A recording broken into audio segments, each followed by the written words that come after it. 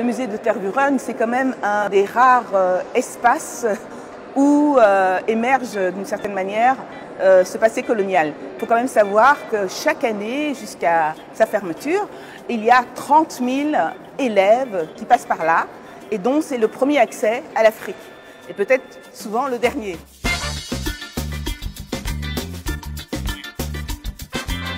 Notre musée avait une exposition permanente qui n'avait plus changé depuis les années 50. Donc on présente toujours le regard de la Belgique sur le Congo d'avant l'indépendance. Dans certains médias, on les appelait le dernier musée colonial au monde. Donc on voulait changer cette image drastiquement et aussi décoloniser le musée dans toutes ses poussières, mais surtout regarder du point de vue des Africains, pas uniquement le point de vue des Belges. Pour nous, ce qui était le plus important, c'est que ça allait être décolonisé avec l'apport de la communauté afro-descendante.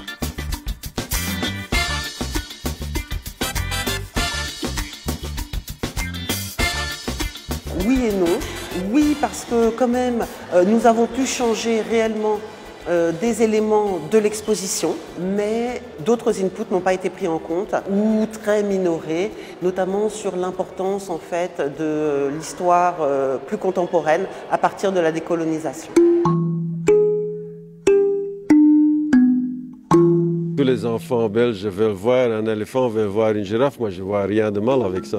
Ça contredit complètement ce qu'ils essaient de nous faire passer comme message, c'est-à-dire que c'est un musée décolonisé. Il est exactement dans la même conception qui a prévalu quand il a été créé dans les années 1900 pour faire la propagande de l'œuvre de Léopold II au Congo. Parce qu'on n'a pas réellement coupé avec cette présentation-là, ces conceptions-là, et on prétend toujours en faire un endroit exotique où va se divertir le week-end la bonne bourgeoisie en voyant des sauvages, des animaux et des gens qui ont beaucoup de soucis si les Belges si gentils et si bienveillants n'étaient pas là pour les aider.